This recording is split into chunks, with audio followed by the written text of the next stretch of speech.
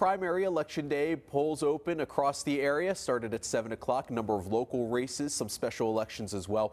And joining us this morning to talk everything that you need to know ahead of the polls today is Pennsylvania Secretary of State Kathy Boockvar. Thank you so much for joining us. Primaries today, presidential primaries a year from now. How safe are Pennsylvania's elections right now? Well, thanks so much for having me on the show, Matt.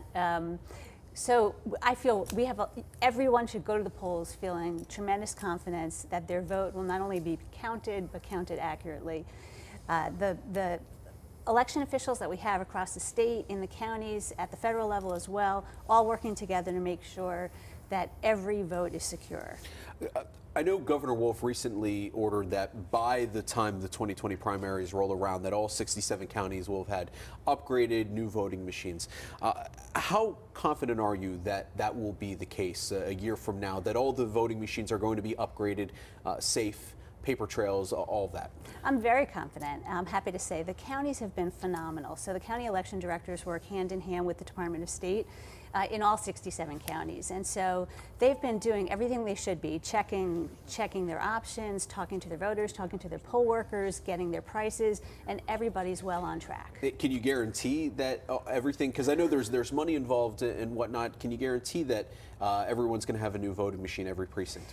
Based on where we are now, I'm very, very confident that we will. Obviously, like you said, the money is an issue, and so we have a little over $14 million from the federal government that's already being distributed to counties as we speak. I'm very hopeful that the Commonwealth will also come up with some state dollars, and if we can get some more federal dollars, that would be even better. And that state dollars that falls within the budget, correct? Correct. Okay. Absolutely.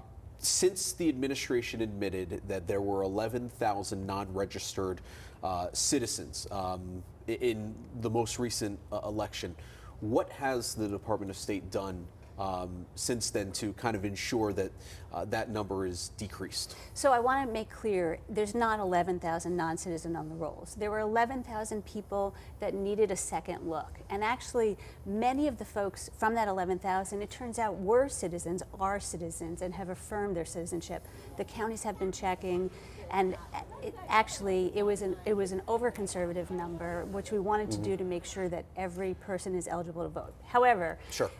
What we also did, many of those folks that needed a second look came through an old way that the PennDOT system was set up that allowed people who checked the box saying, I am not a citizen, to continue to the register to vote pages. So the first thing we did was make sure that that system was completely changed. That's no longer the case anymore.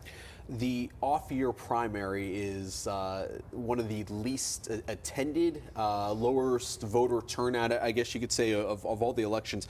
But there's a number of big races across the state, special elections, if you will, including two from our area. What can you tell us about the two special elections that are taking place this time around? So one of them is a congressional seat at the federal level, the 12th Congressional District, and that's it actually impacts 15 different counties in the Northeast and the North Central area. Locally, Perry, Juniata, Mifflin counties are the ones locally for this. Correct. And then there's also the 33rd Senatorial District in this region directly, York, Franklin, Cumberland, and I'm missing one. Adams.